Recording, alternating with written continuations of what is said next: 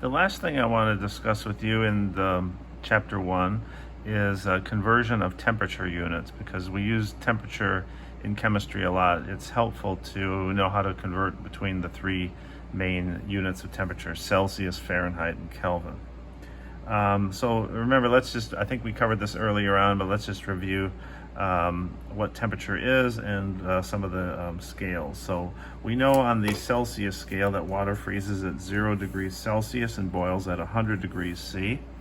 And on the Fahrenheit scale, we know that it freezes around here, especially we know that, 32 degrees Fahrenheit, and it boils at 212 degrees Fahrenheit.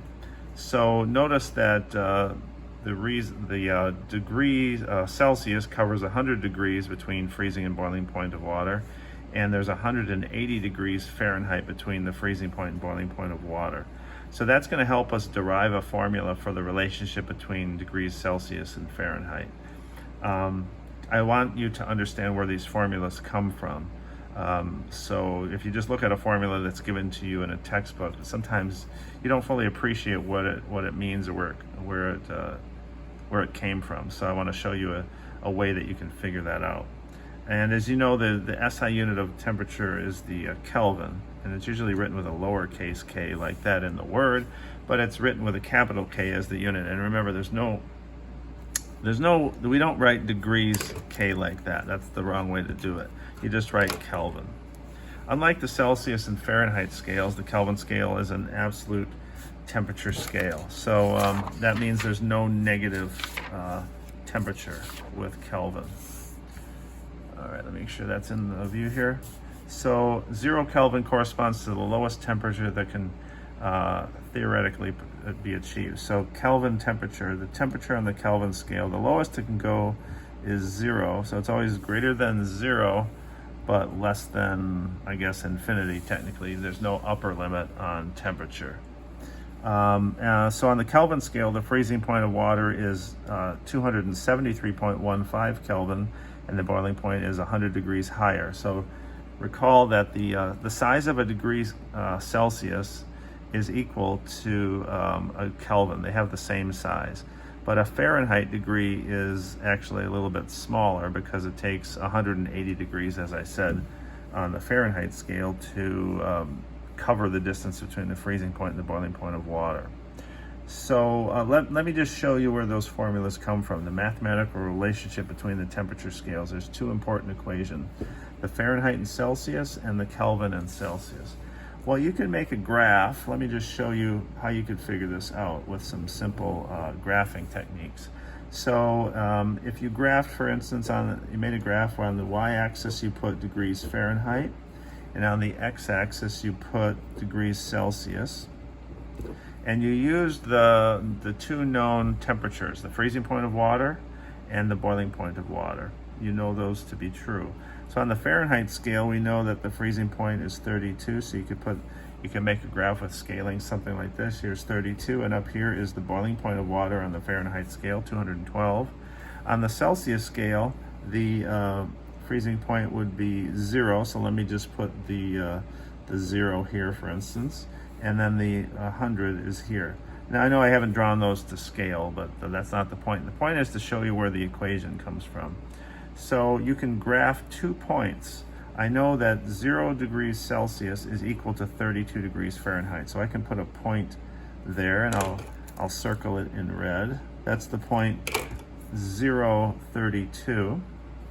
So let me write the coordinates of that. That's 0 degrees C. You've probably done graphing before where you write X, Y coordinates. That's all I'm doing here, but I'm also including the units. And then the other point that we know is true is on a 100 degrees Celsius scale, it's equal to 212.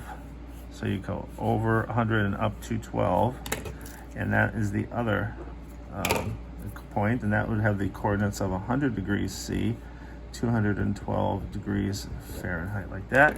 You could, 2 points make a line, so you'd connect those with a straight line, something like this. I didn't quite go through the 2 points, but that's okay. And then, as you probably did in high school math, your teacher said, okay, now calculate the equation of this line. Well, you need to know the slope of the line. The slope of the line is the change in the y over the change in the x. The change in the y is this value, 212 minus 32, and that's in degrees Fahrenheit. But we'll leave the units out of here for a second. We'll just deal with the numbers. And then the change in the x. So if I went this, if I said 212 minus 32, I have to go 100 minus 0. All right. And that is the 212 minus 32 is 180. And 100 minus 0 is 100. And if you simplify that, that's actually 9 over 5. So you should always, when you're writing a formula, reduce a fraction to simplest terms. So through some algebra, you could actually come up with, now that you know the slope, you could plug into a equation and figure out the y-intercept to be 32 on the y-axis. And I can just look at this data and say, yes, the y-intercept is 32 because when x is 0, y is 32.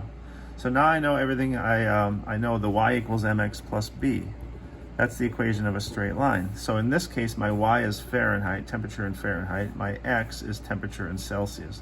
So then I would write y being temperature, and I'll just write now subscript degrees Fahrenheit. Y equals m. Now the slope, I just calculated, it was 9/5, so y equals mx. Now x is the variable temperature in degrees C, plus the y-intercept, which we know to be 32. This line crosses the y-intercept at 32, like so. And that's the equation for the converting Fahrenheit or Celsius to Fahrenheit. And then if you want to convert that to the equation to convert Fahrenheit into Celsius, you would just do some simple algebra. Let's run through that. That would be move the 32 to the other side. So I'd write temperature in degrees Fahrenheit minus 32. I'm just moving that over there, is equal to, I'll do it in steps, 9/5 times the temperature in degrees C. And then just divide both sides by 9/5, which is the same thing as multiplying both sides by 5/9. And again, if you are struggling with this algebra, make sure you review it so we can talk about chemistry and not math in this class. So the 5 on the bottom cancels with the 5 on the top, the 9 on the top cancels with the 9 on the bottom. I've now converted this equation to an equation that relates, has temperature in degrees C on one side, and let me rewrite that to be 5/9 times temperature in degrees Fahrenheit minus 32, and that's the other useful form of this equation. These equations are pretty much the same thing. They are just converting one unit to the other. So how do you know if that's right? Well, we know that, for instance, 0 degrees Celsius is equal to 32 Fahrenheit. So if I plugged in 0 for here, 0 times 9/5, 0 times anything is 0, that's gone. And so I get temperature of 32, so I know it works. If I plug in 100 times 9/5 is, what is that? I believe it's 100 times 9/5 should be 100 times 9 divided by 5 is 180 plus 32, I get 212. So again, I know this equation is right.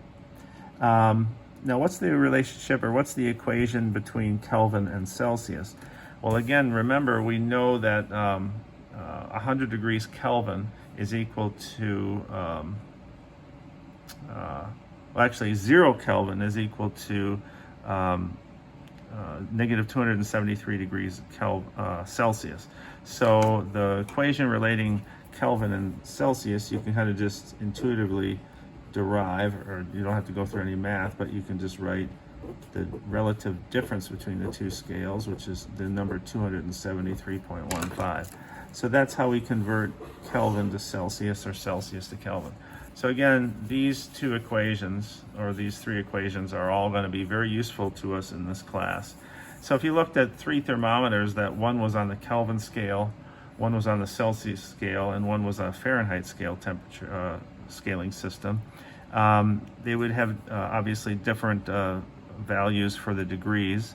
And we're going to use this type of thermometer more commonly in this class. When you use, we don't really make thermometers that read in kelvins. So we'll give you a thermometer that reads in Celsius, and you'll have to convert it to Kelvin just by adding 273 or 273.15.